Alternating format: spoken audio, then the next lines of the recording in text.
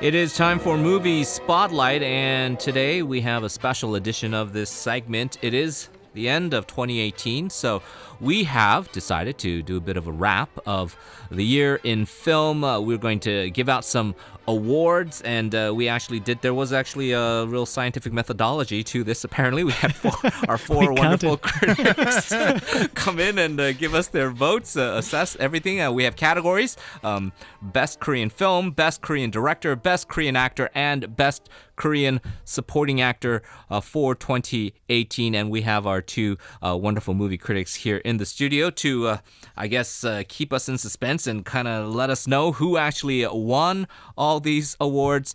Darcy Paquet and Pierce Conran here in the studio. Thanks for joining us, guys.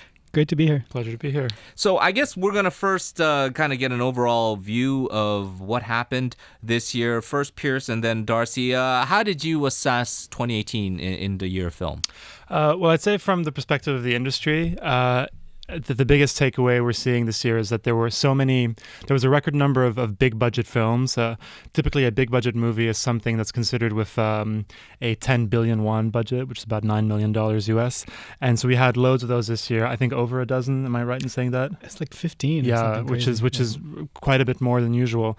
But by and large, they completely failed. I mean, there was the second along with the gods, Hamge, came out this summer. That did really well. That was kind of a guaranteed hit. And then a few films sort of broke even, like The Great Battle, Anchisong, Kongjak, The Spy Gone North. And one film did better than expected, which was Believer, the drug war remake, or Dokjeon in Korean. But most of them just kind of lost a huge amount of money. And so that's kind of has a lot of people in the industry kind of wondering what happened. I mean, obviously it can't continue that way. It's not a sustainable business model. And you generally agree. And then the other interesting thing though is that there are a lot of kind of mid-budgeted films that did better than expected. And I mean, to me, this is a sign that audience tastes are starting to shift. And if you look back over the past few years, I mean, film critics have been complaining for a number of years now that Korean films are all starting to feel the same, that you don't really get any truly original stories or kind of directorial approaches and all these films being produced by the big studios. And, maybe it's the fact that critics see so many films per year that they grew tired of them first, but 2018 may be the year when the general audience is kind of catching on to this. And, there were films that did badly, and a lot of, if you look online and what people were saying about them, often it was the case that they felt that there wasn't anything new, that we've seen all this before. We're getting tired of these same kind of films. Whereas in the mid-budget range, there are films from genres that had been kind of overlooked by the industry, kind of conventional wisdom that, horror films are over and they're not going to work anymore, or, melodramas aren't, people aren't interested in that. And those movies actually did better than expected.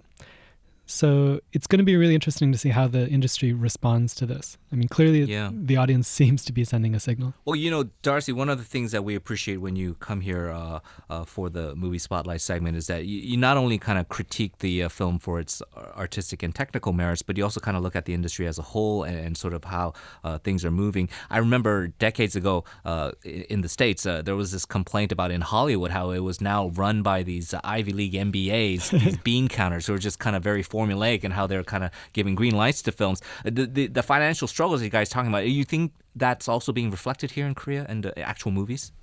I mean, I think that the films do kind of reflect the system that's been put in place. And, it's been about 10 years since the industry really began to systematize, that the biggest companies started to capture an ever bigger share of the market.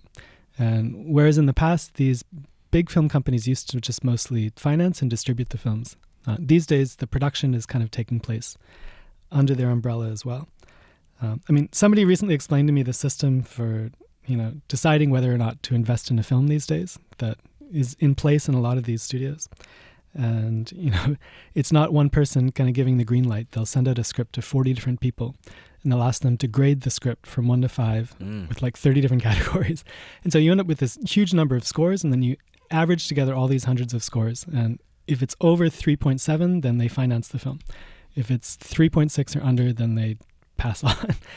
And, that's a sign that, they're not looking for kind of this really talented, insightful producer who can, see something that other people don't see and that might push the film forward to be made. Instead, you're getting an average opinion, which minimizes risk in the short term. But now we're seeing the fact that when you continue to make movies that feel the same, that brings kind of a longer term risk into the industry. I completely agree with all that, and it's kind of a sad situation. I love the Korean film industry very much. This is why I live here. And there's still a lot of great films that are being made. Admittedly, not a lot of those are big blockbusters. I'm not really the audience necessarily for a Korean blockbuster. Occasionally, there are ones I get very excited about. Sometimes they disappoint me. Right.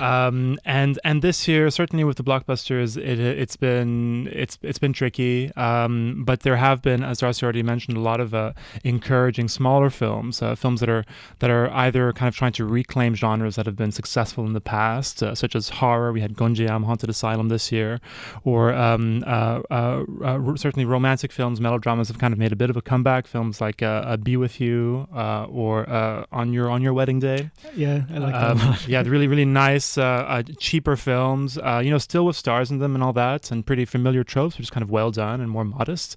And then Little Farce is a really nice example as well. That was quite different from what we've seen before. So I think if we can have a change in focus, we'll see what's going to happen, but it's going to take a while. But I think people will look at this year as perhaps one things need to change. All right. Well, very, very interesting assessment of what happened overall in the industry. This is a moment that I think millions and billions of our listeners have been waiting for. The awards. Staying up nice. Who is winning? None of us are wearing tuxedos. We don't have a red carpet or envelopes on hand. Kevin Hart isn't hosting this. So we're just going to do this without a lot of fanfare. Darcy, let's start off with the Best Supporting Actor category. Who won? Okay, for us, that was the late Kim Joo-hyuk with it was his final performance in the film Believer, which Pierce just mentioned. It's a remake of the Hong Kong film Drug War. He plays this really nasty character who comes over from China to Korea. So just to be clear, this isn't some kind of posthumous narrative. Oh, the guy passed away, so we have to give it to him. This is no. I think that it was really an outstanding performance. That even under different circumstances, even if he were still with us, I think he would have been winning all these awards because it feels so intense and almost kind of dangerous. His performance, it really jumps out in this middle section of the film. And also his co-star in those scenes, Jin So-yeon. The two of them together left a really unforgettable impression, I think. All right. Well, Kim Joo-hyuk then, Best Supporting Actor. Pierce, Best Actor. Was it a crowded field? Who won out in the end? It absolutely was. And I think it's fair to say this was the hardest category for us because there was a lot of consensus with the other ones. But a lot of names were considered. And in the end, we went with Isom, who is the lead actress of the debut indie film Microhabitat from Junggo, and that's Sogong-yo. She plays this kind of character that I don't really think we've seen in Korean cinema before. Of course, she's strong and independent in kind of an unusual, somewhat quirky way, and she's marked by this kind of urban malaise. So that's not necessarily new, but there's something that's the way that she kind of embodies that. There's something kind of wistful, and there's kind of a strength there, a mix of loneliness and this kind of vulnerability that's kind of simmering there under the surface. And it was really, we kind of all agreed that she was a terrific. She needed to get the award. Okay, so it wasn't a split decision. I guess it was a consensus pick, and you're agreeing. No, we came around to this consensus. Okay. I've always liked her as an actress, but I think that this role in particular is kind of her career role. And she's playing someone. It's a character who kind of barely makes ends meet, but is totally comfortable with that. And for her, the most important things in life are kind of a nightly glass of whiskey and her cigarettes. Not because she's an addict, but because it kind of represents these moments in life where you can just kind of slow down and enjoy life. And then her rent goes up, and she does the numbers, and she decides she either has to give up her pleasures or to move out, and so she moves out. In a way, the film presents that as kind of admirable because this is an expression of her life values in a sense. Like, this is what's important to her. She's going to live her life according to that. And so that's I mean, it's kind of a strength that she expresses through this role, that she decides to take this path that other people wouldn't path. And everybody tells her that, she's not really making sense, but she persists in that. In that sense, I think there's a little bit of a connection to the film Little Forest, because that was another kind of young female character who decides to just give up on kind of the standard path of, career ambitions and everything else. And she moves back to the countryside and she just basically does subsistence farming. But she's like, I'm going to live my life on my own terms. Well, congratulations then to her. A very prestigious mantle to put on her mantle there. Best director. Did we make an actual physical? I don't know. We can probably Photoshop something maybe later on and put it on our Twitter feed. Best director, Pierce, would you say that this was similarly difficult to decide? No, not really. Actually, three of our esteemed critics were attended the same screening recently, and as we came out of the screening with these kind of twinkles in our eyes, and it was not long after that we actually had to make the decision. So I'm beating around the bush. The winner is Kang Yong-chul, the director of Swing Kids. Really, this so Swing Kids is in theaters right now. It's this big Korean War themed kind of tap dance musical, sort of. It's a very much a hyphenate film. There's a lot of things going on in there, but what it does have is just an incredible infectious style. And that is very much Kang Yong-chul's trademark in his previous films as well. And it kind of comes up to another level here. So his previous films include Sunny, which was a huge hit back in 2011.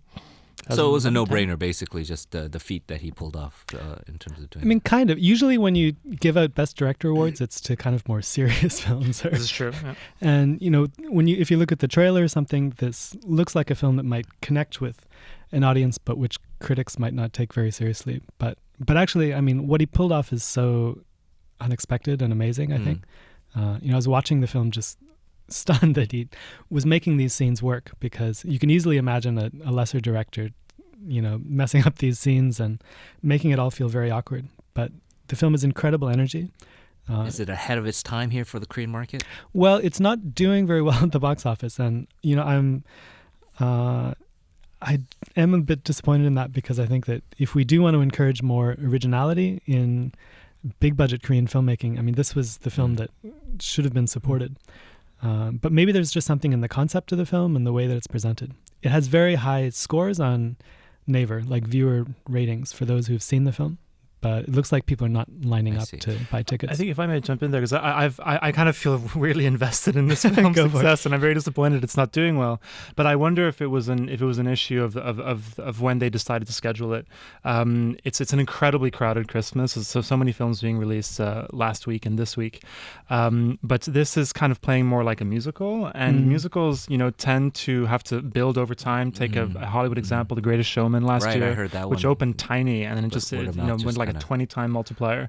And if a film like this had opened a few weeks earlier in less theaters and let people just know what it is, no one knows what the hell it is. You're watching these trailers, looks very colorful, okay, but not really sure I need to go see it. Let the word of mouth build, but I'm not sure there's really going to be time for that. All right. Well, despite both of you and your enthusiastic praise for Swing Kids, that did not win the top award this year. That is where we're at right now. Best Picture, I guess this is not going to be one of those La La Land, Moonlight type of moments. Darcy, just, give it out. Well, who won? No, I mean, for me, this is a total duh kind of choice. It's Burning by director Lee Chang-dong. And, I mean, certainly if you look at how this film has been received internationally, it's easily the most acclaimed Korean film since The Handmaiden, and arguably the best received Korean film that's ever, been sent out of the country. It's amazing how well it's been received. Surprisingly not as well received in Korea. I think that Korean critics and viewers don't seem to have warmed to it to the same extent as international critics have. And, I think always, a film, it comes out into a certain environment, and then based on, people's expectations, and certainly the international audience is very different from the Korean audience. But if we look at the film, it's, from a director who has always produced work at a very, very high level. This one, it does feel different from his previous works. And he's looking at a young young protagonists, and he is saying something about kind of inequality in society, and so it has a social component, but it's also very abstract and kind of the kind of film that you can read many, many different ways. So there's so much in the film, you can approach it from just kind of an infinite number of angles. Pierce, I mean, it's getting Oscar buzz as well for Best Foreign Film, right? A nomination. It's been shortlisted now. The nominations don't come out for a few weeks, but it's the first time that a Korean film has ever been shortlisted for the prize. And Korea has submitted 30 films, I think. So it's long overdue, obviously. But absolutely, the film is incredible. When I saw it earlier this year, the first time I saw it, I was completely overwhelmed. I didn't even really understand what I'd seen. I wasn't even sure. Do I like it? What's happening here? And I had no one to talk to about it because no one else had seen it yet. And so then I watched it again, and suddenly it all kind of clicked into place. And not so much like, I get everything now, but it was able to kind of wash over me in a certain way. And it's full of just these riddles and mysteries, and it's this darkness that just exists inside everyone and everything, and the way it explores that, and it wipes it all around in this really interesting narrative that you can't always be sure what's going on. And I'm not sure I'm really selling the movie very well, but it had a very strange effect on me, and I absolutely love it. And it's a film I'll be going back to again and again throughout my life. Yeah, it's fascinating. I mean, the disconnect you guys keep talking about here. Meanwhile, Bohemian Rhapsody, Western critics largely panned the film, but it's 9 million tickets sold here in Korea. So there's definitely. I'm not surprised it did well, but the fact that it just keeps building momentum week after week. Every cafe or place you go to is playing a Queen song now. It's like stop Queen. I like Queen. I know. I'm a fan of Queen, but I think we're reaching. Don't peak kill Queen. it for me. We got about a couple minutes left. I just want to get each of your thoughts on. We looked back at 2018, kind of gave out the awards. 2019. What say you, Darcy? Pessimistic, optimistic about going into this new year? I mean, I'm a bit pessimistic in the short term. Because there are individual films that I expect will be quite good. Top of that list is Bong Joon-ho's Parasite, which has finished shooting and they're working on post-production. We'll probably see it around May, Cannes time. But on the whole, I think these trends in Korean cinema continue, and it's also the case that the Korean film industry is facing, additional trends like, the labor costs are rising. It's becoming more and more expensive to make films. The business of filmmaking is becoming more difficult. And in those kind of environments, people tend to become more risk averse. And as film critics, you like it when producers and directors take risks and they try something new. Sometimes it's successful, sometimes it's not. But we're in an environment now where people are sort of playing it safe. Which is why I think there kind of needs to be a crisis. And perhaps this past year, certainly among the blockbuster films, I think this qualifies as a bit of a crisis. And the fact that these mid-budget films are doing very well, to me, I hope film companies draw the right lessons from this, that, we can kind of get back to basics and rethink kind of the relationship to the Korean audience. Pierce, 2019? I feel the same way. If this means that we're going to see less blockbusters and more small budget films where the risk is lower, and therefore you can potentially give people more leeway. This system with from the script stage, as you mentioned, which is pretty much, they have a very similar system when it comes to the editing of a film, and there's these test screenings which are like where blind audiences come and score films scene by scene. It's insane. It's completely savage, and to be a filmmaker to go through that, I can't really imagine. So yes, I think things are going to need to change. Next year is looking a bit sketchy right now. One thing I am glad to see is there have been more women filmmakers being brought up, and I hope that trend continues. And I hope especially that audiences embrace their films, so that more will get the opportunities that they deserve. Because again, those will be new voices in different films, and that's exactly what the audience wants anyway. So I hope these lessons will be taken, will be wisely understood. All right. Well, a bit of uncertainty heading into 2019, but one thing's for sure is that our wonderful critics will be joining us hopefully on a weekly basis to continue to give us their analysis on these films. Pierce, Darcy, thank you both for joining us. I really appreciate your time for this extended segment, and Happy New Year to you. Okay, Happy New Year. Happy New Year.